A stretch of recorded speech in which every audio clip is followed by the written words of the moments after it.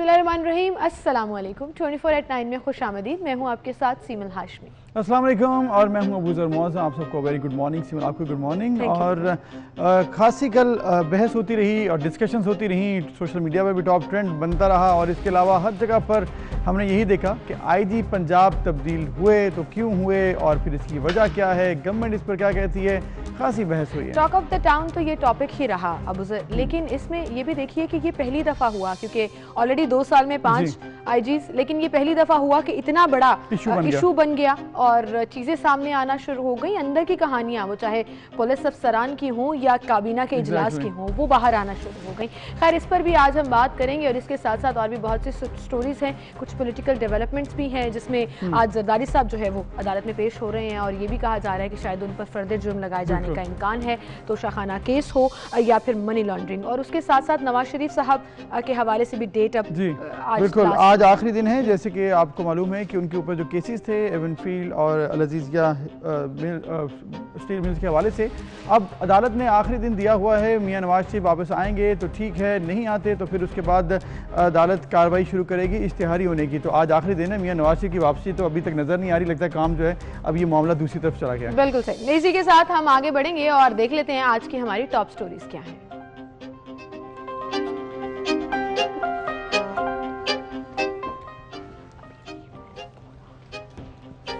पंजाब में 2 साल में 5वां आईजी तब्दील, शोएब दस्तगीर तब्दील कर दिए गए। इनाम गनी पंजाब पुलिस के नए कप्तान मुकर्रर। सीसीपीओ लाहौर उमर शेख अपना काम जारी रखेंगे।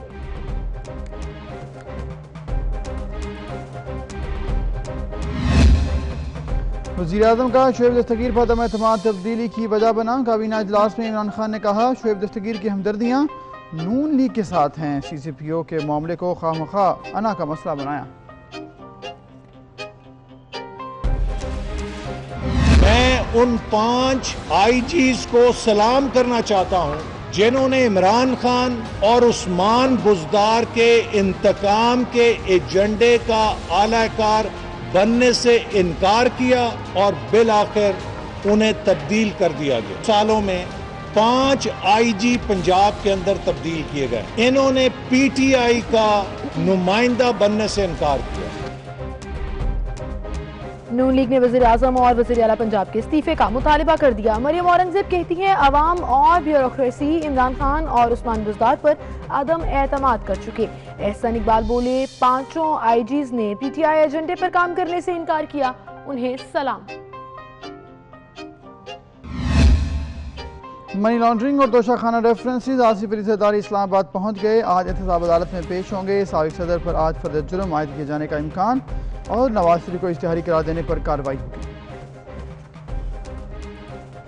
टॉप स्टोरीज आपने जानी और बाकायदा आगाज आज के प्रोग्राम का। और सबसे पहले जो टॉपिक हम डिस्कस करने जा रहे हैं वो वही है जो टॉक ऑफ द टाउन है। शोएब दस्तगीर साहब को तब्दील कर दिया गया, जबकि उनकी जगह इनाम गनी नए आईजी पंजाब तैनात हुए, जबकि सीसीपीओ अपना काम जारी रखेंगे। बिल्कुल, इनाम गनी इससे पहले एडिशनल आईजी जनूबी पंजाब तैनात है, जो कि हालिया दिनों में ही पोस्टिंग हुई थी। Inam Gani additional IG operations Punjab भी तैनात रह चुके हैं और इसके साथ साथ बाकी हुकूमत ने नए आईजी पंजाब की तैनाती का नोटिफिकेशन तो जारी कर दिया, लेकिन ये नोटिफिकेशन जारी होने तक कोई इतना आसान मरहला नहीं था। बहुत सी बहस होती रही, बहुत डिस्कशंस होती रही, बड़ी हाई लेवल पर मीटिंग्स होती रही, क्योंकि आईजी का मामला ऐसे लगा है कि पहली बार सीसीपी और आईजी आमने सामने आए हैं। ये हिस्ट्री में अनप्रेसिडेंटेड है कि ऐसा कभी पहले नहीं हुआ। मुझे अफसोस हुआ कि बयानिया तहरीक इंसाफ का ये भी गलत साबित हो गया, जहां उन्होंने कहा था कि पुलिस को डीपोलिटिसाइज करेंगे, लेकिन उतना ही पोलिटिसाइज कर दिया। इनफैक्ट एक सीनियर और जूनियर को आपस में आमने सामने खड़ा कभी नहीं देखा, मतलब माजी में कभी ऐसा नहीं हुआ था। रूल ऑफ बुक में ऐसा गवर्नेंस की आप मिसाल देख लें कि आप कहते हैं कि बैड गवर्नेंस है या गुड गवर्नेंस है। यहाँ पर ये मामला है कि आप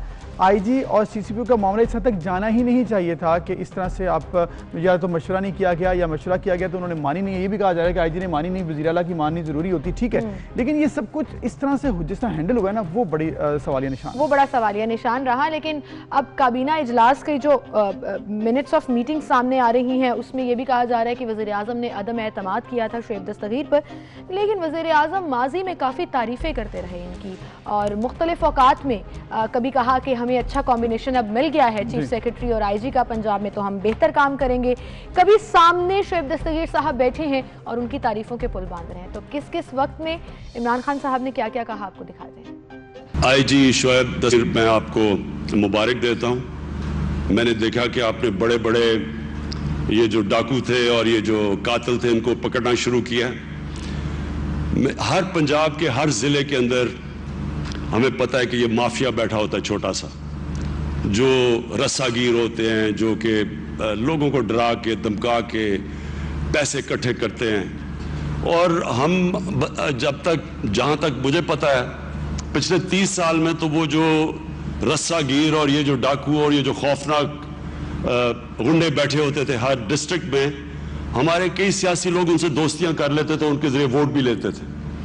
तो मैं आपसे आईजी साहब ये एक्सपेक्ट करता हूं कि 2-3 महीने के बाद ये कोई भी बड़ा डाकू और ये माफिया और ये कातिल ये कोई नजर ना आए किसी पंजाब की डिस्ट्रिक्ट के अंदर।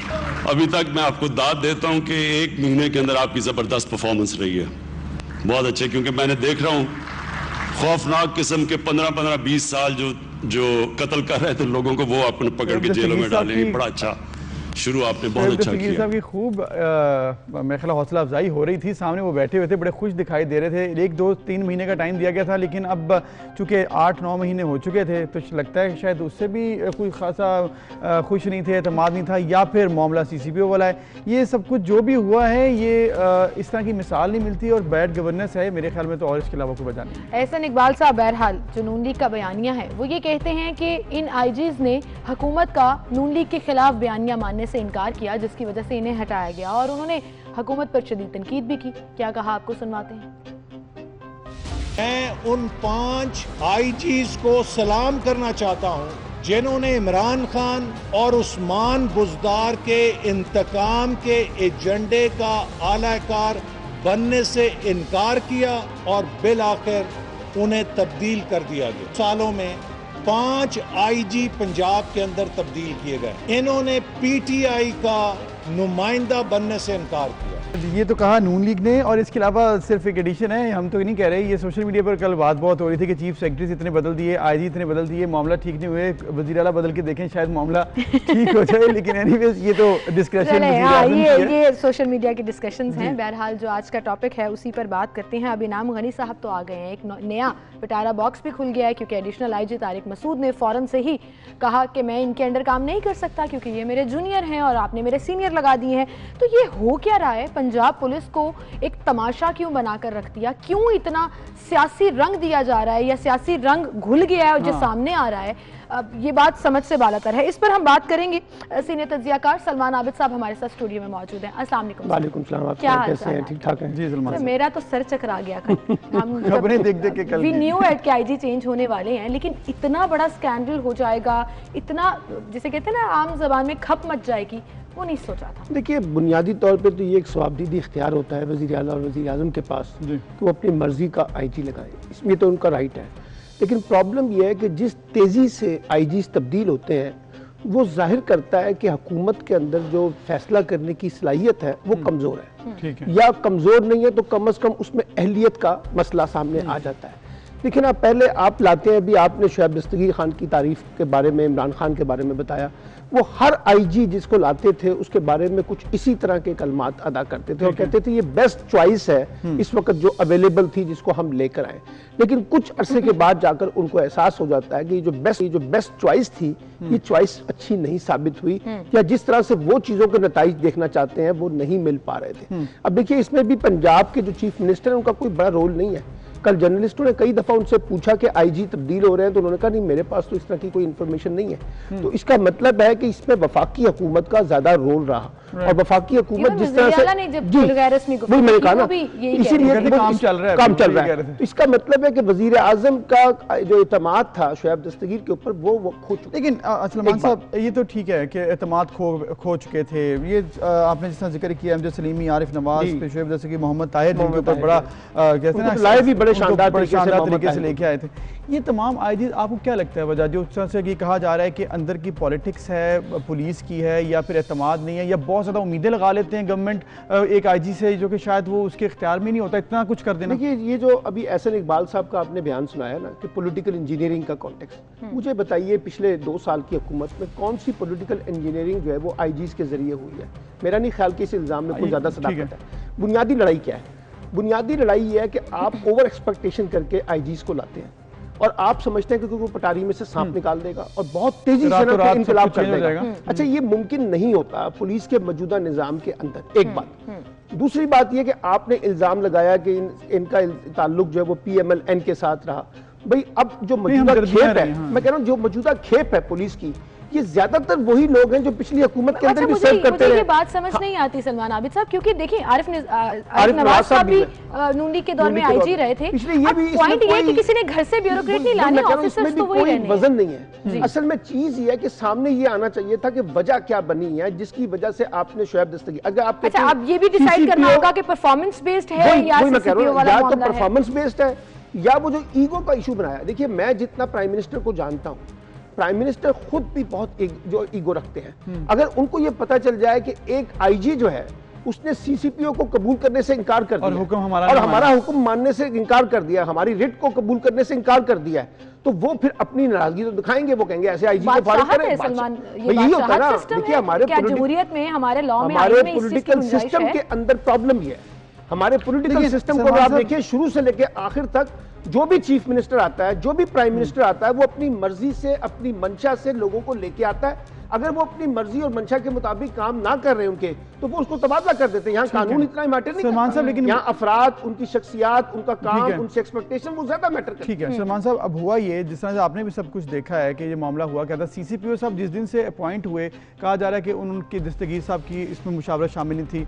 इससे पहले सीसीपीओ साहब जब उनकी प्रमोशन होनी थी उसमें इन्होंने हर्डल बने थे, कुछ मामला इनके खराब थे। जब सीसीपीओ साहब आ गए तो आईजी साहब ने उनके साथ काम से इनकार किया। उन्होंने कहा जी ये मेरे साथ मुझसे मशवरा नहीं किया गया और इसके एक्शन भी आया जो सीसीपीओ साहब कहते हैं। तो मतलब ये राइट था दस्तगीर साहब का, या बात ये कि बुनियादी तौर पे उनके पास ये कंसर्न तो वैलिड है। अगर वो आईजी पंजाब है और उनके नीचे कुछ लोगों की अपॉइंटमेंट्स हो रही हैं, तो ये वो कह सकते हैं कि जी मुझसे मुशावरत नहीं की गई। एक बात, ये बात ठीक है, लेकिन ये याद रखिए मुशावरत करना एक और चीज है, लेकिन जब कोई हुकूमत फैसला कर ले उसको मानना भी जरूरी है। मानना भी जरूरी है, बाइंडिंग हो जाती है। सर एक किस्म का देखिए ना, चीफ फैसला है, अगर आप उसको नहीं मान रहे हैं और आईजी कह रहे हैं कि जी मैं तो इसके साथ काम नहीं कर सकता, तो फिर आपके पास चॉइस क्या रह जाती है? आप दोनों में से किसी एक का इंतखाब करेंगे। अभी 2 दिन पहले तक खबर ये आ रही थी शायद सीसीपीओ लाहौर जो है उनको फारिग कर दिया जाएगा, लेकिन फिर खबर आई नहीं जी वो स्टे करेंगे जिन्होंने रेजिस्ट किया।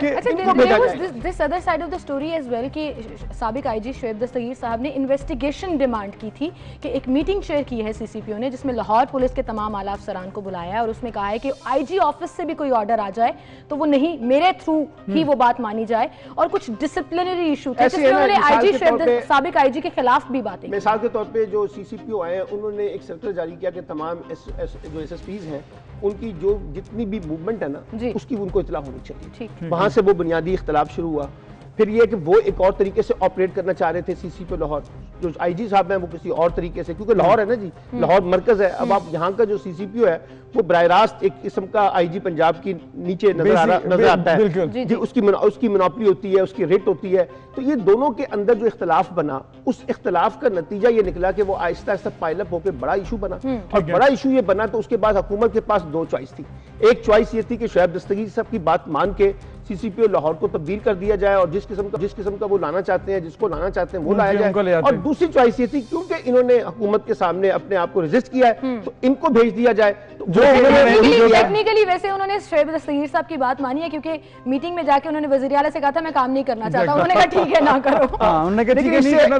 इससे देखिए फर्क क्या पड़ा है, इसका इम्पैक्ट ये है, देखिए तबादले तो होते रहते हैं, इम्पैक्ट ये पड़ रहा है कि इससे पीटीआई की जो गवर्नेंस है, पीटीआई की जो फैसला साजी का जो अमल है उसके बारे में सवालात उठते हैं कि आप 2-2, 3-3 महीने के बाद जब ये काम करेंगे तो जो भी नया आएगा। अब जैसे इनाम गनी साहब आए ना, ये प्रोफेशनली बड़े साउंड आई, मतलब पुलिस ऑफिसर है, इनका फैमिली बैकग्राउंड पुलिस के कॉन्टेक्स्ट में बहुत शानदार, लेकिन अगर आप इनको काम नहीं करने देंगे, ठीक तरीके से काम नहीं करने देंगे, 2 महीने बाद 3 महीने बाद इनको भी कह देंगे आप घर जाए, तो फिर क्वेश्चन मार्क बनेगा। बिल्कुल सही है सलमान साहब, आप इस बारे पे हमने बात करनी है। आपने कहा कि क्वेश्चन मार्क आता है कि इतनी ज्यादा जल्दी क्यों तब्दील किए जाते हैं, बार बार तब्दील किया बाकी इतना ज़रूरी होता है, इस पर हम बात करेंगे। मुसरत जमशेद चीमा साहब मौजूद हैं हमारे साथ, तर्जुमान पंजाब हुकूमत हैं। अस्सलाम वालेकुम मुसरत साहिबा। वालेकुम अस्सलाम जी। मुसरत साहिबा, ये कहा जा रहा है कि बार बार तब्दीली बेसिकली बैड गवर्नेंस की एक मिसाल होती है। आपने एतमाद देना होता है कम अज़ कम कुछ अरसे के लिए एक आईजी को या कोई भी हेड ऑफ द डिपार्टमेंट हो इसकी क्या वजह है? बार बार कहीं पर तब्दीली, अभी आईजी साहब की तब्दीली आपको पता है कल से बहुत बड़ा इशू बना हुआ है। बिस्मिल्लाहिर्रहमानिर्रहीम, बहुत शुक्रिया।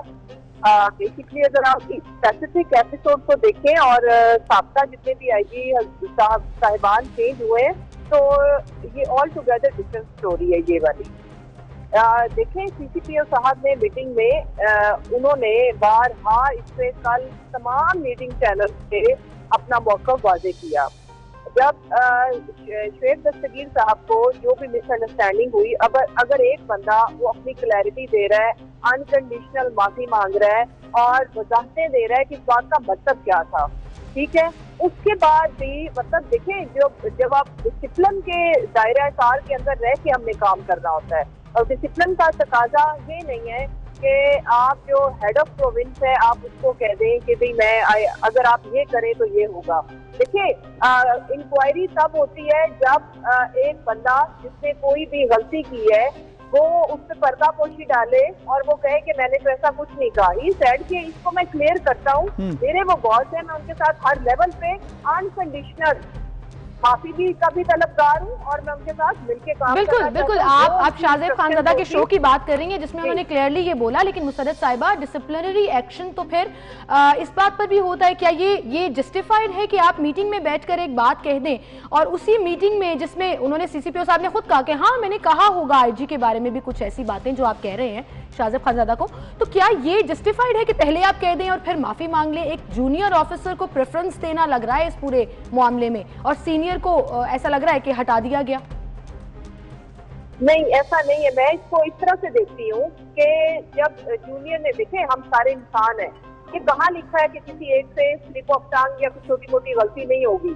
बात तब है कि अगर सीसीपीओ साहब अपनी इस गलती पे कायम रहते, वो कहते कि हाँ मैंने कह दिया तो कह दिया। उन्होंने ये डिसिप्लिन ही था कि उन्होंने कहा मैं माफी मांगता हूँ, ये डिसिप्लिन ही था। हमने गोलियां तो नहीं मार देनी ना, हमने लोगों को जॉब से फारिग नहीं करना होता, याद रखें।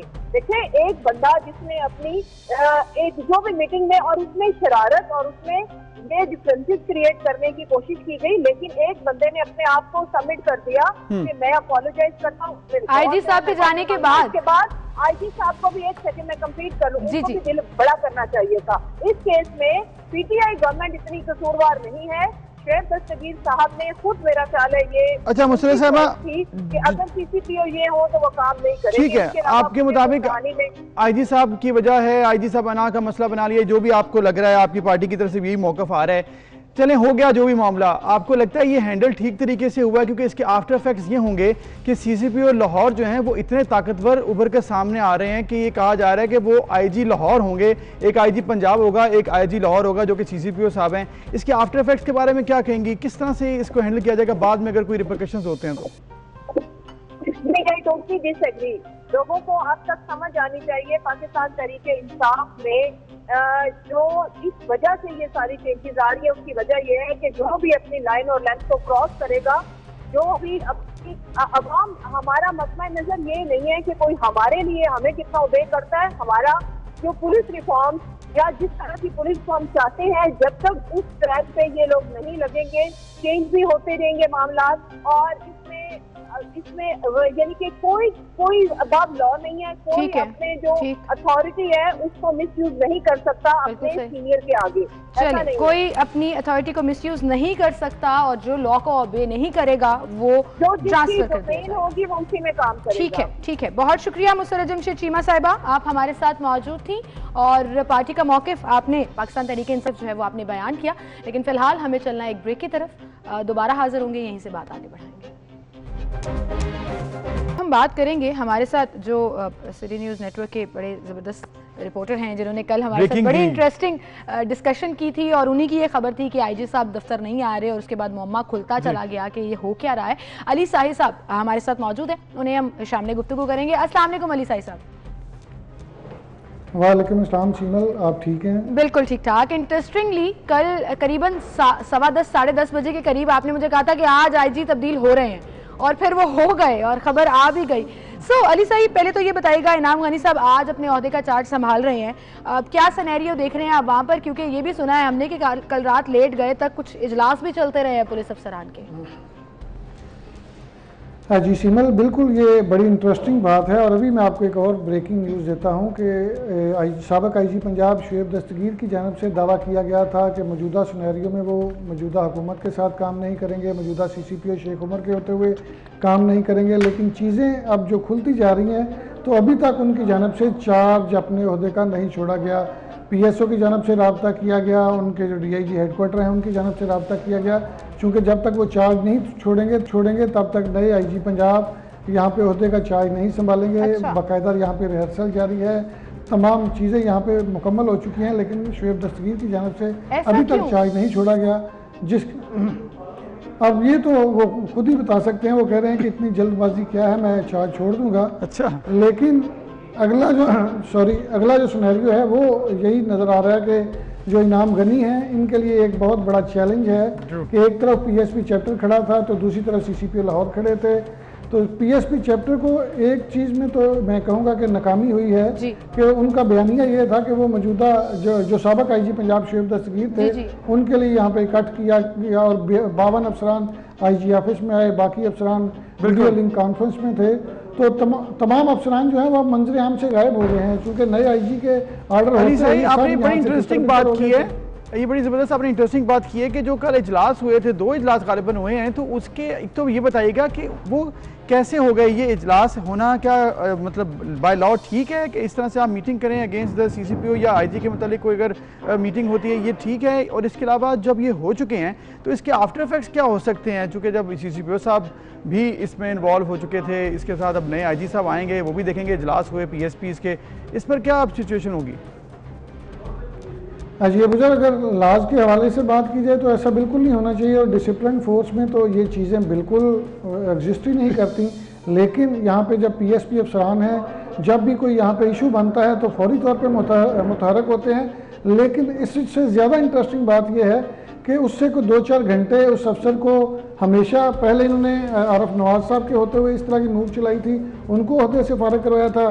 कल शुएब दस्तगीर साहब के लिए खड़े हुए थे तो शुएब दस्तगीर साहब फारिग हो गए हैं, और अब यहाँ पे आज फिर इनका कहना था कि वो इजलास में इकट्ठे होंगे, पूरे पंजाब से अफसरान आएंगे। ठीक है, ठीक है। अली साहब हमारे साथ ही मौजूद रहेगा, सलमान आबिद साहब हमारे साथ स्टूडियो में मौजूद हैं। सलमान आबिद साहब, मैं आपसे भी इस पर टेक लेना चाहूंगी। ये PSP चैप्टर का जो इजलास, ये ऐसा लग रहा है कि एक डिसिप्लिनरी फोर्स के अंदर 2 धड़े बन रहे हैं, मतलब क्लियरली पॉलिटिकल एक्टिविटीज टाइप चीजें होना शुरू हो गई हैं। मैंने आपको कहा था कि जो कुछ हुआ है इसमें पॉलिटिकल मामलात से ज्यादा पुलिस के अपने निज़ाम की दाखिली कशमकश ज्यादा नजर आ रही है। बिल्कुल। और जैसे अभी शाही साहब ने कहा, बिल्कुल ठीक कहा कि ये एक रूल्स के अगेंस्ट है कि आपके अफसरान वो हर चीज उसकी मीडिया में आ रही है कि वो इजलास कर रहे हैं किसी की पसंद के बारे में, किसी की मुखालफत के बारे में।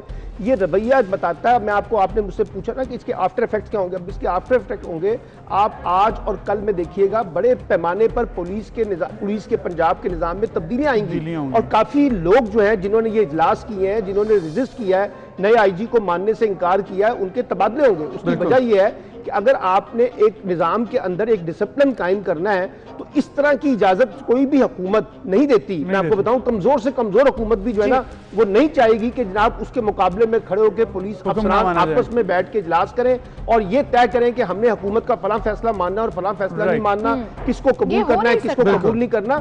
ये तो खुद बता रहा है बज़ाहिर के पुलिस के अंदर, जैसे आपने कहा कि ग्रुपिंग हुई भी है। अच्छा, ये ग्रुपिंग पहले भी थी, लेकिन इस अंदाज से कि लोग सामने आके फ्रंट पे कह रहे हैं कि मैंने काम नहीं करना। भी साहिब साहब कह रहे हैं कि जो शुएब दस्तगीर साहब है वो अपने ओहदे का चार्ज नहीं छोड़ रहे। भाई बात यह है कि जब हुकूमत ने एक फैसला कर लिया है, बहरहाल आपको फैसला अच्छा लगता है या बुरा लगता है, आपने खुद कहा था कि मैं इस सिचुएशन में काम नहीं कर सकता। तो अब इस तरह की पॉलिटिक्स करना, इसका मतलब है कि पुलिस में एक वसी पैमाने पर, ये मैं आपको बताऊं, आपको याद होगा जब मोहम्मद ताहिर साहब और दुरानी साहब का पैनल बना था तो ख्याल ये था कि एक बड़े पैमाने पर पुलिस को डीपॉलिटिसाइज किया जाएगा, इस तरह की ग्रुपिंग से निकाला जाएगा। लेकिन उस वक्त भी कंप्रोमाइज हुआ और आज भी कंप्रोमाइज हो रहा है। अगर हुकूमत चाहती है बाकी, तो ये जिस किस्म की कशमकश निकल के आ रही है, इसके खिलाफ सख्त एक्शन होना चाहिए। सलमान साहब, आपने बिल्कुल ठीक कहा कि एक्शन होना चाहिए। साहिब साहब आप बताएं, एक्शन हो सकता है इस तरह से? क्योंकि अब जो इजलास हो रहे हैं बाकायदा, फिर दस्तगीर साहब ऑफिस का चार्ज नहीं छोड़े, फिर ये बताएं कि आप बड़े करीब हैं पुलिस अफसरान के, क्या कह रहे हैं CCPO के बारे में? ऐसे भी बात सुनी कि ये तो IG लाहौर हो गए, क्योंकि इतनी बड़ी कशमकश पहले कभी हिस्ट्री में नहीं पुलिस की देखी गई। जी अबूजर, उन्होंने कल भी अपना बयानिया दिया था कि पुलिस आर्डर 2002 के आर्टिकल 6 के तहत उन लाहौर जो है वो इंडिपेंडेंट है, वो अपने कमीशन के खुद जिम्मेदार हैं। तो कल जो CCPO लाहौर यहाँ पे आए थे वो इस इजलास में उन्होंने बड़े वाज़ेह लफ्ज़ों में कहा था कि मैं यहाँ पे माफ़ी मांगने आया हूँ, अगर मुझसे कोई गलती कोताही हुई है तो मैं अपने कमांडर से गैर मशरूत माफ़ी मांगता हूँ। लेकिन उनकी बात नहीं मानी गई और फिर उनको कमरे से निकाल दिया गया। लेकिन उसके बाद जो मामलात हुए वो सारे उनकी फेवर में गए हैं और अब एक बड़ा चैलेंज है कि जो भी नया IG पंजाब आता है उसने एक अपनी टीम सेट करनी होती है, चूँकि हर बंदे का अपना माइंड सेट होता है, उसके मुताबिक उसने काम लेना होता है। तो मुझे अगले दिनों में तबादले नज़र आ रहे हैं और जो अफसरान यहाँ पे बहुत मुतहरक नज़र आ रहे थे कल PSP चैप्टर के इजलास में और फिर वो गायब भी हो गए और आज आपको नज़र नहीं आएंगे। और हमेशा ऐसा हुआ है कि PSP चैप्टर ने जब भी किसी को सपोर्ट किया है वो 1-2 दिन में फारग हो गया है, क्योंकि ये बिल्कुल बंदे को बिल्कुल गुस्सा दिलाते हैं, उसको पूरा आगे लेके आते हैं, लेकिन जो ही कोई मामला हुकूमत टेकअप करती है गायब हो जाते हैं। हालांकि ये शुएब साहब के लिए खड़े थे तो शुएब साहब के लिए खड़े रहना चाहिए था। अब तबादला हो गया, इनाम साहब आ रहे हैं, अब इनाम साहब जो है वो इन चीज़ों को बड़े अच्छे तरीके से टैकल करेंगे। और उनका हमेशा बयानिया था, जब आरफ साहब के ज़माने में इन्होंने ये मामला टेकअप किया था कि DMG के नीचे काम नहीं करना, तो इनाम गनी साहब का बयानिया था कि जो हुकूमत फैसला करेगी, चूंकि ये पुलिस के फैसला वो मानेगी। ठीक है सलमान अभी साहब, आपसे मैं ये जानना चाहूंगी, जैसे अभी अली साई साहब ने कहा कि बड़े पैमाने पर अब तकर्रुर तबादले होने वाले हैं, तो अब तो क्लियरली जिसने लाहौर में रहना है, क्योंकि लाहौर की एक पोस्टिंग आइडियल पोस्टिंग है, वो CCPO की साइड पर चले जाएंगे, चाहे वो इस इजलास में उनकी मुखालफत करते रहे हों, क्योंकि उनको लग रहा था कि शायद जूनियर को हटा दिया जाएगा, बट अब IG साहब तो चले गए। सो अब क्लियरली 2 धड़े हो जाएंगे, जो इनाम गनी साहब को पसंद नहीं आएंगे वो भी चले जाएंगे, इधर उधर पोस्टिंग्स हो जाएंगी। तो क्या ये रूल ऑफ लॉ या जो पुलिसिंग का निज़ाम है उसको मुतासर नहीं करेगा? देखिए, पुलिस का निज़ाम तो हमारा को आज से मुतासर तो नहीं हो रहा, हमेशा से मुतासर हो रहा है। लेकिन अब मसला ये है, IG साहब जैसे अभी साई साहब ने बिल्कुल ठीक कहा, वो अपनी टीम लेके आएंगे ना। अब उस टीम के अंदर जो CCPO लाहौर है वो भी CCPO नहीं आते। नहीं सर, मैं कह रहा हूँ वो भी हो सकते हैं, और अगर नहीं होंगे तो IG साहब कहेंगे कि उनकी जगह किसी और को लाया जाए। तो एक नई कशमकश जो है, मैं उसके देख रहा हूँ कि एक नई कशमकश होगी पंजाब में, और खासतौर पर लाहौर के अंदर जो अहम पोस्टें हैं उसके बारे में IG साहब और हुकूमत के दरमियान देखना ये है, क्या कोई टकराव पैदा होता है या वो वर्किंग रिलेशनशिप क्या होती है, या ये मफाहमत के साथ CCPO लाहौर के साथ मिलकर चलेंगे। आप पर्सनली जानते हैं उनको, इनाम गनी साहब को, मैं इसलिए कह रहा हूं वो प्रोफेशनली, मुझे लगता है वो प्रोफेशनली बड़े साउंड है, फौरी तौर पे कोई ऐसा रिएक्शन, कोई ऐसी मुजामत नहीं करेंगे जिससे कन्फ्रंटेशन मजीद वो कॉन्फ्लिक्ट क्रिएट हो, वो आहिस्ता बहुत शुक्रिया अली साई साहब, आप हमारे साथ मौजूद थे। सलमान आबिद साहब, आपका भी बहुत शुक्रिया, ये तो आने वाला वक्त ही बताएगा।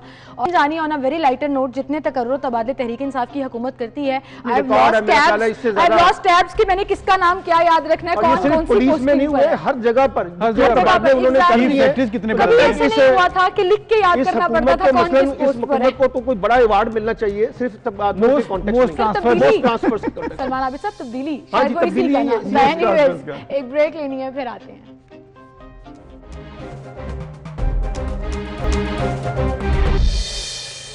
Welcome back. एक बार फिर से आपको खुशामदीद कहेंगे। नाज़रीन, हर तबके के, हर जगह के अपने अपने रसूमात और कुछ कल्चर्स भी होते हैं, और कल बड़ा एक इंटरेस्टिंग सिनेरियो मुझे पता लगा, और मैं और अबूज़र ये डिस्कस भी कर रहे थे कि ये कितना इंटरेस्टिंग है दैट वी डिडंट नो कि ऐसा होता है। इस्लामाबाद में जो हुआ, ख्वाजा सराओं की रस्म चटाई हुई, जिसमें उन्होंने रीम शरीफ ने नायाब अली को नया गुरु मुंतखब किया। बिल्कुल, अगर रस्म चटाई के हवाले से आपको बताएं कि ये एक तकरीब होती है जिसमें ऑफिशियली एक ख्वाजा सरा एक सीनियर जो कि गुरु होता है उनको अपना ऑफिशियल गुरु तस्लीम करता है, और इसका मकसद एक सरप्रस्त मुंतखब करना है जो हर कदम पर आपकी सरबराही करे और आपका ख्याल रखे। और इस तरह जैसे माँ बाप अपनी औलाद की सरपरस्ती करते हैं, ये रस्म ख्वाजा सरा कल्चर में एक अकीके की तरह होती है। तो ये कल भी हुई तकरीब इस्लामाबाद में। गौहर मसूद बता रहे हैं मजीद इस तकरीब के हवाले से। जी, इस वक्त मैं एक ख्वाजा सरा कम्युनिटी सेंटर में मौजूद हूँ, जहाँ पर एक रस्म अदा की जा रही है। ख्वाजा सराओं की एक टिपिकल रस्म है। ये रस्म क्या है, इसका नाम क्या है और इस रस्म की क्या क्या तफसीलात होती हैं, इस वक्त हमारे साथ ख्वाजा सरा एक्टिविस्ट और उनके हकूक़ पर काम करने वाली नायाब अली हमारे साथ मौजूद हैं। ख्वाजा सरा बच्चे को उसके माँ बाप जो है वो डिसऑन कर देते हैं, तो वो बच्चा मुआशरे की जो है वो उसके रहमो करम पर होता है और उसके साथ बहुत सी जुल्म ज़्यादती होती है। तो हमारा जो ख्वाजा सरा बच्चा होता है, जब वो एडल्ट होता है या वो हमारी बरादरी में शामिल होता है, तो उसके हम रिश्ते को गुरु और चेला का रिश्ता कहते हैं। जिस तरह उस्ताद और शागिर्द होता है, माँ बाप और बच्चे होते हैं, तो उसको एक फॉर्मली तौर पर एक जो है वो बरादरी को इकट्ठा करके, ख्वाजा सराओं को इकट्ठा करके एक रस्म अदा की जाती है जिसको चटाई हम लोग बोलते हैं। उसमें चेले के ऊपर, उस शागिर्द, उस बच्चे के ऊपर, उस ख्वाजा सरा बच्चे के ऊपर दुपट्टा डाला जाता है और बरादरी को पता होता है कि ये इस गुरु ने इसकी गार्डियनशिप ली है। हमारा एक है इनिशिएटिव कि इसको जो है वो हम सिसजेंडर कम्युनिटी के साथ मिल के हम सेलिब्रेट करें। सो दिस इज़ आवर रस्म। जी बिल्कुल नाज़रीन, जैसे आप देख रहे हैं आज ये रस्म चटाई हो रही है और इस रस्म चटाई की बुनियाद पर नायाब अली रीम शरीफ की गुरु बन चुकी हैं और इनका ये रिश्ता आज इस बुनियाद पर बना है। गुरु और चेले का जो रिश्ता बनता है वो रस्म चटाई की बुनियाद पर बनता है। जी ठीक है। So that was another interesting tradition जो हमने आपके साथ शेयर की। मुझे लगा कि एक नई चीज़ है और बात होनी चाहिए इस पर, और आई थिंक कुछ शेयरिंग जो है ना, वो कल्चरल शेयरिंग या नॉलेज जो है वो कहीं ना कहीं आपको बड़ा सेंसिटिव बना देती है। और इसके साथ साथ आपको माशरे में हर तबके को इंक्लूड करना होता है, कल्चर का हिस्सा होते हैं तमाम माशरे में जितने भी तबकात हों और सोसाइटीज़ हों। एनीवेज, एक ब्रेक, फिर मिलेंगे।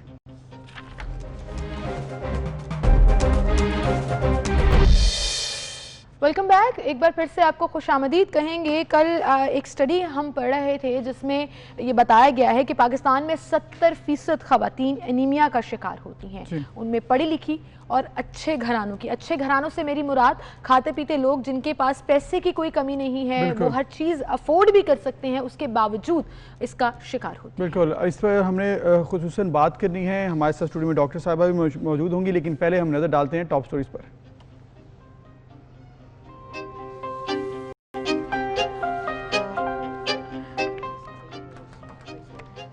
पाकिस्तान में ज़्यादातर हामला ख़वातीन आयरन की कमी या एनीमिया का शिकार क्यों होती हैं, बताएंगे आपको तमाम वजूहात।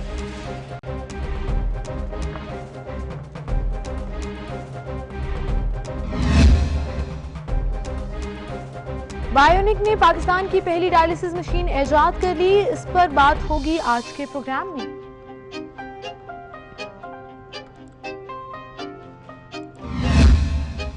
पंजाब हुकूमत ने सूबे में शादी हॉल समेत तमाम बंद कारोबार खोलने का फैसला कर लिया। सूबाई हुकूमत की जानिब से इस ज़मन में SOP तैयार, हतमी मंजूरी कमेटी बराए इंसदाद कोरोना देगी।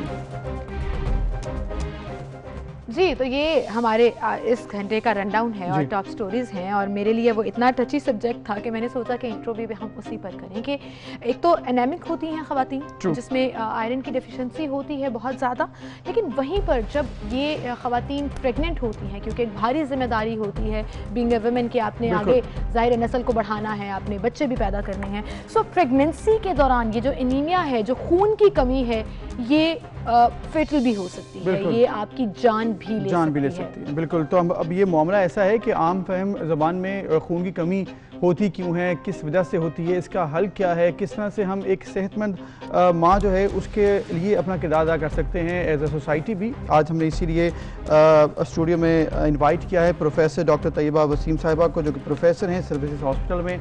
Welcome to the studio doctor साहिबा। Thank you so much Dr. Sahiba for coming in and you've always been very kind। जब भी इस तरह की कोई अवेयरनेस होती है तो आप हमेशा अपना रोल प्ले करती हैं। सबसे पहले तो खून की कमी या एनीमिया, मैं दोनों लफ्ज़ बोल रही हूँ ताकि आम लोगों को समझ भी आए, ये है क्या और क्यों ख़वातीन इसका ज़्यादा शिकार होती हैं। Thank you very much. ये बहुत इंपॉर्टेंट पॉइंट आज आप लोगों ने रेज़ किया है, और आपने जो स्टैटिस्टिक्स दिए हैं वो डेवलपिंग वर्ल्ड के लिए, ख़ुसूसन पाकिस्तान के लिए बहुत ट्रू है कि हमारे मुल्क में 70% मदर्स एनीमिक हैं। ठीक है। अगर आप ये देखिए कि जो डेवलप्ड वर्ल्ड्स हैं जितने भी, उन्होंने अपनी सारे शरह अमवात जो है माओं की, उसमें कमी ले आए हैं। अब आप देखिए कि उनके यहाँ माएँ कोई लाख में से 7-8 फौत होती हैं और हमारे यहाँ वो रेशो तकरीबन 170 के करीब है। इतना डिफरेंस है। और साउथ ईस्ट एशिया में we are topping the list actually. हमारे यहाँ अभी भी बहुत ज़्यादा मैटरनल डेथ्स होती हैं और उसकी प्राइमरी वजह खून की कमी का शिकार है। 2 मेजर वजूहात हैं कि बहुत ज़्यादा हेमरेज यानी कि खून का ज़ाया होना और दूसरा दौरे पड़ना। जी, दौरे पड़ना जैसे ब्लड प्रेशर ज़्यादा होना। तो जो हेमरेज है उसका ताल्लुक है कि अगर आपके अंदर खून की पहले ही कमी है तो ऑटोमेटिकली ज़रा सा भी खून ज़ाया होगा डिलीवरी पे तो आप शॉक में चले जाएंगे और डेथ हो जाएगी। खून की कमी का शिकार होने की 2 वजूहात हैं। एक वो जो आपने बात की कि जो अच्छे खाते पीते तबके में है वो लड़कियां चूजी बहुत हैं। आजकल पतले रहने का बहुत एक वो है कि जी हम बिल्कुल पतले रहें, ग़िज़ाइयत के मुतालिक जो भी गाइडेंस दें उसको उस तरह से बहुत एक्चुअली फॉलो नहीं किया जाता। हेल्दी वेट गेन है प्रेगनेंसी का जो कि एक नॉर्मल गेन है। अगर आप उसको फॉलो नहीं करेंगे तो नेचुरल सी बात है कि आपके अंदर मुख्तलिफ ग़िज़ाइयत की कमी हो जाएगी और बच्चे ने तो सारी आयरन आपसे खींचनी है। ठीक है।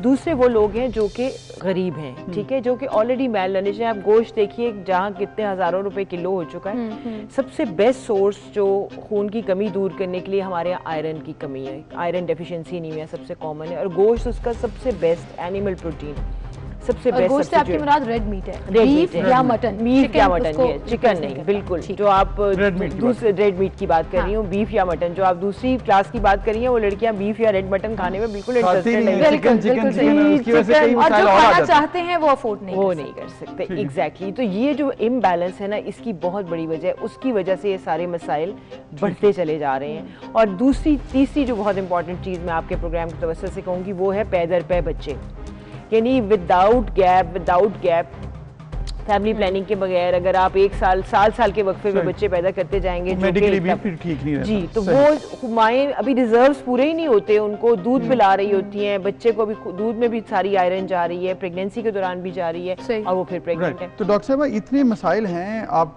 इसको बड़े करीब से देखती हैं। ऑब्वियसली आपने बताया कि 70% खवातीन को एनीमिया हो जाता है, फिर उसकी वजह से ऑब्वियसली मोर्टेलिटी रेट भी पाकिस्तान का बड़ा ज़्यादा है, आपने ये भी बताया।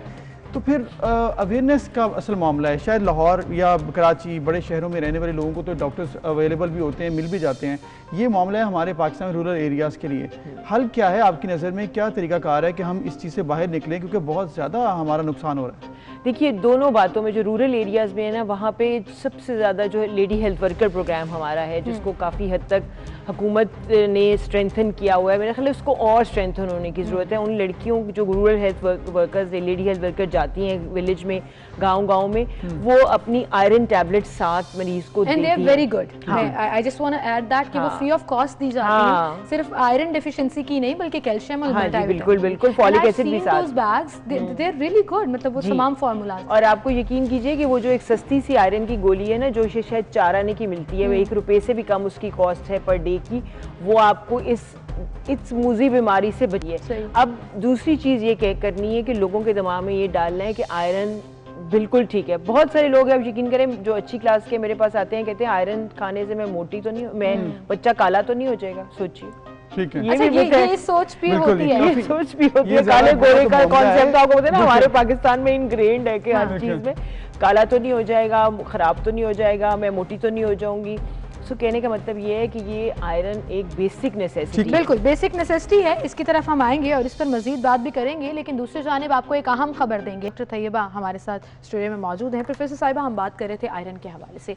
अब ये कहिएगा कि आयरन डिफिशिएंसी, जैसे आपने कहा कि इसको दूर करना बहुत ज़्यादा ज़रूरी है नॉर्मली, और प्रेग्नेंट खवातीन में नॉर्मली ये होता है कि थ्रू आउट द प्रेगनेंसी आपका लेवल ठीक जा रहा होता है, जो आपको टेस्ट कराने होते हैं, डॉक्टर रिकमेंड करता है। एंड पर जाकर एकदम से वो ड्रॉप कर जाता है, फिर आपको इंजेक्शंस लगवाने पड़ते हैं या इनटेक रखना पड़ता है आयरन का। ये किस तरह से पॉसिबल है कि आप जान सकें कि आपका आयरन कम हो रहा है या ज़्यादा हो रहा है?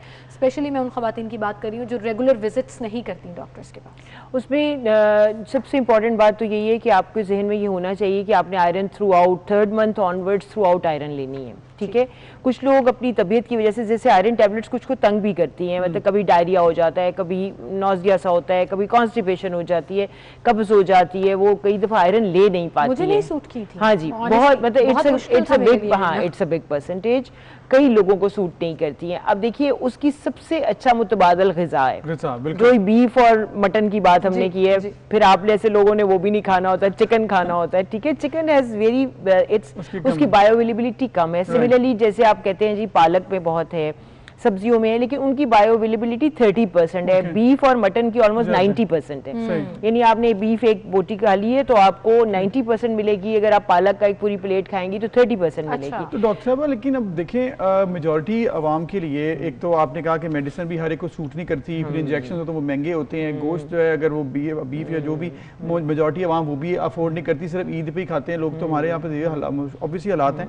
तो फिर कोई ऐसी ग़िज़ा बताएं आप जो कि अवेयरनेस, क्योंकि हम भी चाहते हैं कि लोगों को हमारे थ्रू हो और आप इसकी वजह बने, तो कुछ बताएं कि जिससे आसानी हो, कम भी पैसे लगें और मामला भी ठीक हो जाए आयरन का। देखिए उसमें जो सब्जी है ना वो ऑप्शन ज़रूर अवेलेबल है, ऐसा नहीं है कि नहीं। अगर आप डेली बेसिस पे पालक की जो आपकी दालें हैं, ये ज़ाहिर है सारा कुछ ना कुछ इंसान खाता ही है, तो अगर वो भी खाते रहें आप रेगुलर, जैसे हमेशा हम हेल्दी ग़िज़ा बताते हैं, हमारे यहाँ फूड फैट्स बहुत हैं। सबसे पहले अंडा बंद करते हैं लोग, आयरन, अंडे में आयरन है। उसके अलावा आपको जी अंडा गर्म है, फिर खजूर में आयरन, यानी कि कितनी सारी चीजें जो चीजें खानी चाहिए उसको गर्म की नजर बंद कौन करते हैं, वैसे बड़े बता देते हैं जी गर्म है बंद कर। हाँ जी अम्मी, बड़ों की सुनने के बजाय ना डॉक्टर्स की सुननी चाहिए, ज्यादा ऑथेंटिक होता है। और डॉक्टर तैयबा जैसे अभी हम जिक्र कर रहे हैं ये इंजेक्शंस का या इनटेक का, क्या गवर्नमेंट सेटअप में या लेडी हेल्थ वर्कर्स के पास ये ऑप्शन अवेलेबल होती है कि वो इंजेक्शंस भी लगाए जाएं और ऐसे लोगों को जो अफोर्ड नहीं कर पाते फ्री ऑफ कॉस्ट ये सर्विस गवर्नमेंट सेक्टर नहीं, ऐसा बिल्कुल नहीं है, इसलिए कि injections are not without their side effects. Injection जो है ना इसका बड़ी, एक तो आईवी इसका रूट है, आईएम इंजेक्शंस भी अवेलेबल हैं, मतलब वो अगर गवर्नमेंट प्रमोट करे तो बड़ी अच्छी बात है, लेकिन आईवी इंजेक्शंस का रूट बहुत स्लो देना होता है क्योंकि इसके ना रिएक्शंस हैं, तो ये आम लेवल पे तो बिल्कुल नहीं लग सकते, नया मसला क्रिएट हो, क्योंकि बच्चे के लिए इंपॉर्टेंट है ना। प्रेगनेंसी में हर चीज हम बड़े एहतियात से करते हैं, रूटीन में हम 10 जो अगर अब प्रेग्नेंट ना हो गई 10 टीके डाल के ड्रिप चला देते हैं, इसमें 2 टीके से ज्यादा डाल ही नहीं सकते। तो अब जो अवाम को बताने वाली बात है ना वो ये है कि आप अपनी डाइट को बैलेंस रखें, ठीक है। ये मत सोचिए कि मैंने ये नहीं खाना, शुरू में 3 महीने तो उल्टियां हैं, समझ आती है, अगर आप अपनी डाइट को बैलेंस नहीं रखेंगे, टैबलेट्स बड़ी अच्छी अगर आपको सूट कर जाए तो नथिंग लाइक इट, मतलब वो तो आप जबरदस्ती भी खा लें तो उसके इस तरह से साइड इफेक्ट्स नहीं होते, आपको फील होता है कि साइड इफेक्ट्स है बेसिकली, क्योंकि मैंने पर्सनली फील किया तो ये फीलिंग होती है एक्चुअली ग्राउंड रियलिटी के साइड इफेक्ट्स नहीं। टैबलेट्स की आदत नहीं होती ना, शादी से पहले लड़कियां कहाँ गोलियां खाती हैं, एक सिंपल सी बात है, हम कभी भी नहीं खाते, तो वो एक और सी चीज तो होती है, लेकिन साइकोलॉजिकली भी, और फिर लोगों का ख्याल होता है कि गोलियां इसके अपने नुकसान, इट्स नॉट लाइक दैट। जो ये आयरन और कैल्शियम ये बेसिक एसेंशियल्स हैं, आयरन कैल्शियम फॉलिक एसिड। मुझे लगता है जैसे कभी-कभी अबूजर हमें ना लाइटर नोट पे इनको ये भी समझाना चाहिए, कैल्शियम आयरन जो है ना वो बेसिकली आपके अपने लिए है, आपके बाल अच्छे हो जाते हैं, स्किन अच्छी हो जाती है, तो ये रियलाइज आपको बाद में होता है। एग्जैक्टली, बच्चा तो आपसे आयरन ले ही रहा है, लेकिन आप कोई कमी नहीं हो रही है, अपनी केयर भी करें। और मैं आपको ये बात बताऊं, ये छोटी सी बात नहीं है, ये आपको पता है कि इस पे मतलब लैंसेट में बड़ी स्टडी पब्लिश हुई है कि जिन माओं में एनीमिया होता है उनके बच्चे लो IQ के होते हैं। बिल्कुल ठीक। अब ये बहुत इंपॉर्टेंट है कि intelligent healthy mother healthy generation के लिए एक सोर्स है, तो अगर हेल्दी जनरेशन आगे आपको चाहिए तो उसके लिए हेल्दी, अगर आप इंटेलिजेंट बच्चा चाहिए आपको तो पहले आप अपनी चीज पे तो तवज्जो दें। Pregnancy is not a simple thing कि कोई मसला नहीं, हर कोई पैदा करता है, समझना पड़ता है, लेकिन समझने के लिए एक सोर्स होना चाहिए, वो है डॉक्टर साहब जो गायनेकोलॉजिस्ट हैं। ये मोबाइल, गूगल, बड़ों की बातें ये मैटर नहीं करती, सिर्फ वो मैटर करता है जो मेडिकली प्रूवन है, क्योंकि उसके आपको पता है कि अगर साइड इफेक्ट्स नहीं है या डॉक्टर्स को समझ है कि वो कैसे उसको हैंडल। बिल्कुल, तो हम उम्मीद करते हैं कि आपने जो आज डॉक्टर तैयबा साहिबा ने कहा है वो आपने सुना होगा। डॉक्टर साहब आपका बहुत शुक्रिया कि आपने हमें वक्त दिया और प्रोग्राम में आप आई। नाज़रीन एक ब्रेक, फिर मिलेंगे।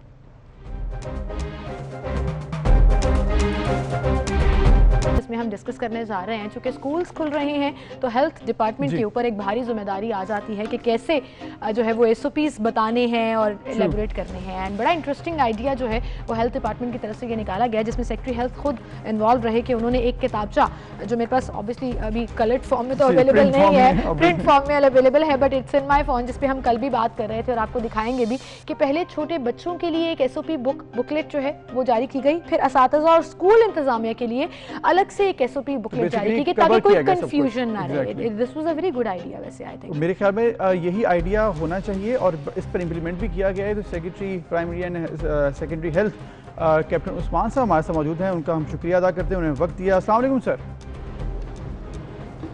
जी अस्सलाम वालेकुम जी सर, क्या हाल चाल है आपके, खैरियत से हैं आप? जी थैंक यू वेरी मच जी, अल्हम्दुलिल्लाह आप लोग खैरियत से? अल्हम्दुलिल्लाह। कैप्टन साहब, जब लोग चीज़ें डिसाइड कर रहे होते हैं, प्लानिंग कर रहे होते हैं, आप हमेशा कुछ ना कुछ क्रिएटिव लेकर आ जाते हैं एकदम से, बीच में कुछ नया, कुछ डिफरेंट, इनोवेटिव, और ऐसा ही हुआ जैसे ही स्कूल्स ओपन होने की अनाउंसमेंट हुई, साथ ही ये बुकलेट्स जो हैं वो जारी कर दी गई। अब इसमें स्कूल के बच्चों को भी कवर किया है, टीचर्स और इंतज़ामिया को भी कवर किया है। This was a very good idea.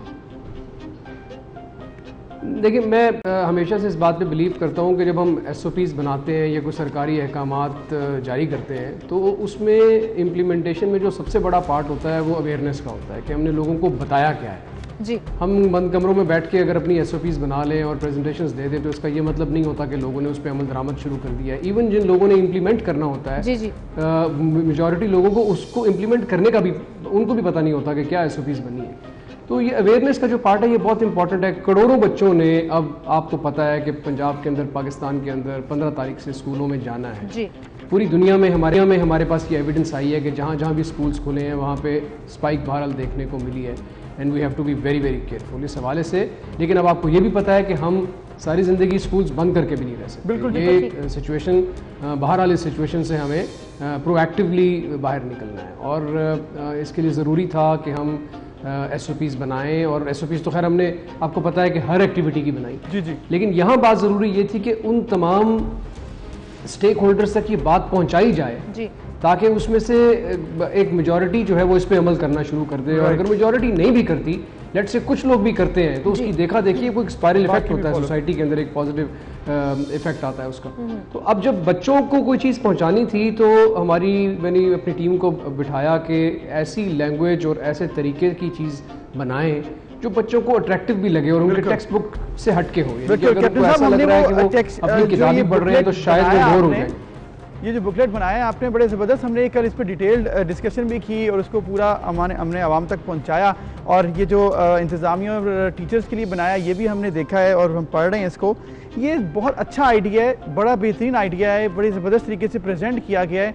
इसके बाद मॉनिटरिंग इस पर कैसे होगी और ये जो अवेयरनेस, फिर जो बच्चों के अंदर अवेयरनेस फैलानी है और फिर जो मॉनिटरिंग है एडमिनिस्ट्रेशन की वो कैसे की जाएगी, उस पर कोई प्लान बनाएं? जी बिल्कुल। एक तो ये है कि जी हम ये किताबचे जो हैं ये प्रिंट भी करवा रहे हैं और प्रिंट करा के हम इनको इंशाअल्लाह स्कूल्स में पहुंचाएंगे।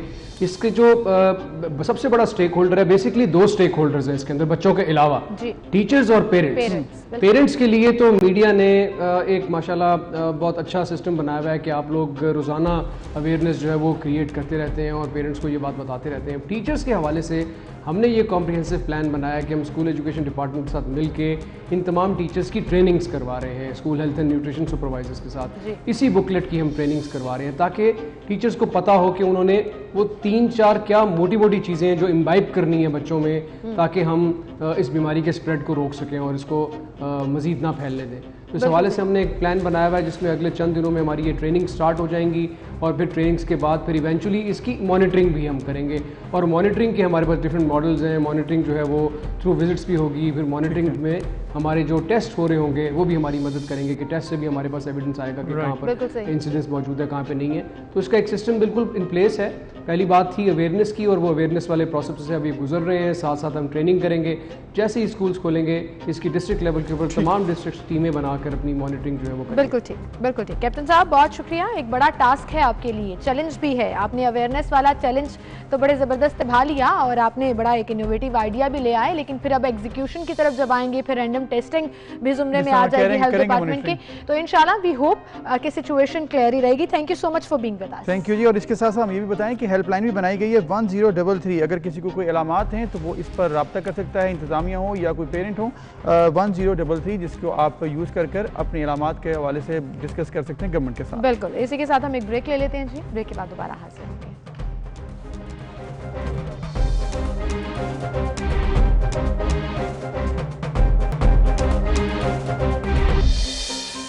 वेलकम बैक नाज़रीन। पाकिस्तान में बहुत से काम हो रहे हैं टेक्नोलॉजी इंप्रूवमेंट्स के लिए और अगर आप टेक्नोलॉजी को इम्प्रूव करते हैं, लाइफ की क्वालिटी को इम्प्रूव करने के लिए, तो वो मेरे ख्याल में इंसानियत की खिदमत होती है। इसीलिए पाकिस्तान में इस पर बहुत सा काम हो रहा है और गुर्दों की बीमारी बहुत आम होती जा रही है। गुर्दे फेल होना, गुर्दे काम ना करना, इसके लिए पाकिस्तान में बायोनिक्स कंपनी ने ब्लडलेस डायलिसिस टेक्नोलॉजी इंट्रोड्यूस करवाई है और इंशाल्लाह जल्द वो जब उसको फॉर्मली इंट्रोडक्शन हो जाएगा तो वो फिर आम लोग भी उसको इस्तेमाल कर सकेंगे। तो इसके CEO बायोनिक्स के CEO फ़ारूक उस्मान साहब आज हमारे साथ मौजूद हैं, उनसे हम जानेंगे कि ये टेक्नोलॉजी क्या है। And this has happened for the first time in Pakistan. इससे पहले ये फैसिलिटीज़ और ये टेक्निक उस तरह से अवेलेबल नहीं थी। हम उन्हें खुशामदीद कहेंगे। अस्सलाम वालेकुम फ़ारूक साहब, thank you so much for being with us and it always make me excited जब आप जैसे लोग बाहर से पढ़कर वापस पाकिस्तान आते हैं एंड कुछ ऐसी चीज़ें करते हैं जिससे पाकिस्तान ना सिर्फ तरक्की करता है बल्कि पाकिस्तानियों के लिए आसानी पैदा होती है। तो ये मुझे हमेशा से बड़ी एक्साइटिंग चीज़ लगती है। Thank you so much. थोड़ा सा बायोनिक्स के बारे में बताइएगा और इस इन्वेंशन के बारे में। Thank you for inviting me on the show. मैं और मेरी वाइफ और बच्चे अमेरिका में रह रहे थे। All of a sudden we decided कि पाकिस्तान में ब्लडलेस डायलिसिस है ही नहीं। तो हमने बैग चेक पैक किए, गाड़ियाँ शड़ियाँ बेची। अच्छा। और बच्चों को उर्दू भी नहीं इसी तरह बोलने आती, उनको उठा के यहाँ ले आए। अच्छा। तो स्कूलों में डाला, 4 स्कूल बदले, वो सारे मसाइल अपनी जगह। लेकिन हमें जो खुशी है इस 4 साल की स्ट्रगल में हम पेशेंट्स का डायलिसिस करना शुरू कर चुके हैं कुछ हॉस्पिटल्स के थ्रू अर्ली स्टेज पे, जिसमें हम ब्लडलेस डायलिसिस टेक्नोलॉजी पाकिस्तान में फ़र्स्ट टाइम लेके आएंगे। तो ये बहुत एब्सोल्युटली नीडेड है हमारे कंट्री की वजह के लिए। लेकिन ये बताइएगा फ़ारूक साहब कि ब्लडलेस टेक्नोलॉजी है क्या, ऑलरेडी किस तरह काम हो रहा है डायलिसिस पे पाकिस्तान में, और फिर जो आपकी इंट्रोडक्शन इन्वेंशन है जो पाकिस्तान के लिए तो ऑब्वियसली उसमें क्या फ़र्क है? देखिए, अभी ब्लड डायलिसिस कैसे होता है कि आपके यहाँ पे एक फिस्टुला बनाया जाता है, एक वेन को एक आर्टरी से मिलाया जाता है, उसमें सुई मारी जाती है, मशीन में ब्लड जाता है और वॉश होता है और वापस आता है। ठीक है। अब इसमें जो 4 मसले हैं, पहला मसला ये है कि हेपेटाइटिस सी, 72% पाकिस्तानियों को हेपेटाइटिस सी हो जाता है डायलिसिस सेंटर के अंदर। 72। ठीक। दूसरा मसला ये है कि आपकी माँ है, वालदा है, भाई है, बुजुर्ग हैं, उनको गाड़ी में डालें, हफ्ते में 3 दफ़ा लेके जाएँ, 2 दफ़ा लेके जाएँ, लेके आएँ, और एक बंदा उसका एंगेज है, उसकी कॉस्ट है, वो बंदा कारोबार नहीं कर सकता। मैं जानता हूँ लोगों को जो ज़कात पे गए, दुकान बंद हुई है, 3 दिन डायलिसिस सेंटर बैठे हैं, दुकान किसने चलानी है। तो ब्लडलेस डायलिसिस में ये होता है कि इसमें कोई ब्लड इन्वॉल्व नहीं है। ओके। ठीक है। आपके ये जो पेट का जो कैविटी है, इसके यहाँ पे एक कैथेटर सर्जिकल प्रोसीजर से इंस्टॉल होता है और उसमें एक वाटर बेस्ड डायलिसिस सोल्यूशन होता है जिसमें शुगर, इलेक्ट्रोलाइट्स और सॉल्ट्स होते हैं। ठीक है। तो जब आप सोने लगते हैं आप उसको कनेक्ट करते हैं और आप सो जाते हैं। ओके। अपने घर में, अपने बिस्तर में। ठीक है। आपके बेड साइड टेबल के ऊपर ये डिवाइस। और जब आप सुबह से उठते हैं आपका डायलिसिस हुआ होता है। ये हमारी मशीन का, ब्रेन का काम है कि कितना फ्लूइड अंदर डालना है, कितना निकालना है, और सारी नेफ्रोलॉजी की जो चीज़ें हैं वो सब हमने करनी है। आपकी रिस्पॉन्सिबिलिटी। कोई टेक्नीशियन नहीं चाहिए, कोई बंदा नहीं चाहिए, कोई नीडल प्रिक नहीं है, कुछ नहीं है।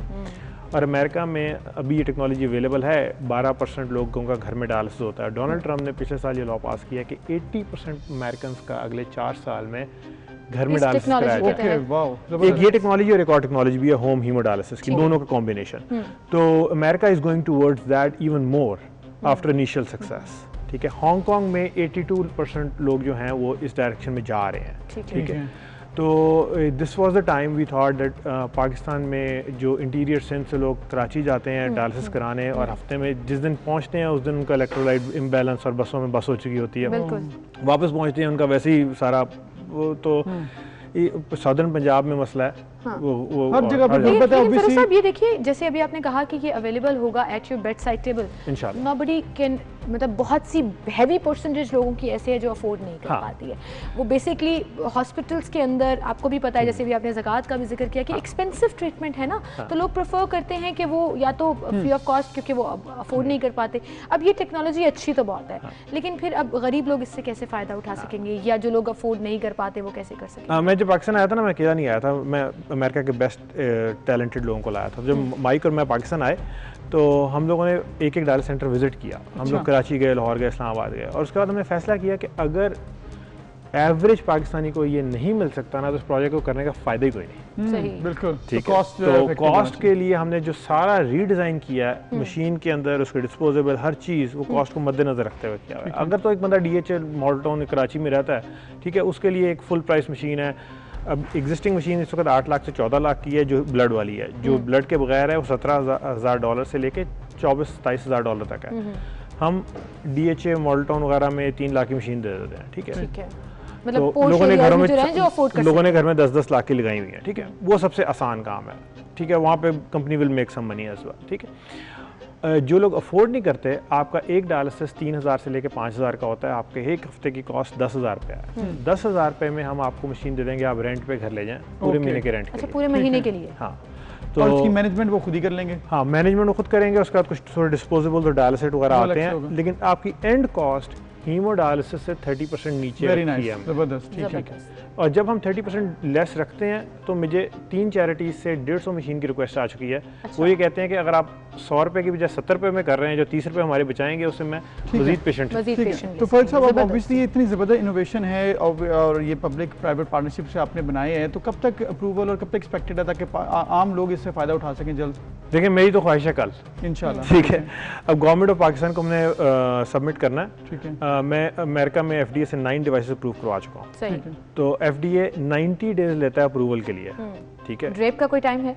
अब ये मैं वहाँ पे गवर्नमेंट को जाएंगे, हम सबमिट करेंगे और सारी चीजें देखेंगे, जल्दी हो जाएगा। लेकिन मेरी ख्वाहिश उनसे ये है कि साहब ने रीट्वीट तो की थी आपकी ये इनोवेशन। फवाद चौधरी साहब को भी रीच आउट करेंगे, अगर उनसे कोई बात होती है तो बेसिकली उनकी गाइडेंस हमें काफी हेल्प कर सकती है, क्योंकि उन्होंने काफी मशीनें and he have always been very active that Fawad Chaudhry साहब खुद भी बड़ा टेकअप कर रहे हैं इस तरह की चीज़ों को। तो आई रियली होप कि अगर वो ये शो देख रहे हैं तो इस चीज़ को भी टेकअप करें, क्योंकि ये टेक्नोलॉजी ना सिर्फ पेशेंट्स की क्वालिटी ऑफ लाइफ को बेहतर करती है, प्रूवन है वेस्टर्न कंट्रीज में, बल्कि कॉस्ट इफेक्टिव भी है। तो ये बड़ा एक इंटरेस्टिंग एलिमेंट जो है वो इसमें ऐड हो गया। Well, thank you so much Farooq साहब for being with us and good luck. कि ये होगा तो एक बड़ा चैलेंज भी होगा जिसको आपको कवर करना होगा, बट आई रियली होप कि जल्द से जल्द ये आम लोगों के लिए अवेलेबल इंशाल्लाह, तो आम पेशेंट और आम लोग इससे फायदा जल्द उठा सकेंगे। एनीवेज जी, आज के लिए हमारा वक्त खत्म हो चुका है। इंशाल्लाह कल मिलेंगे।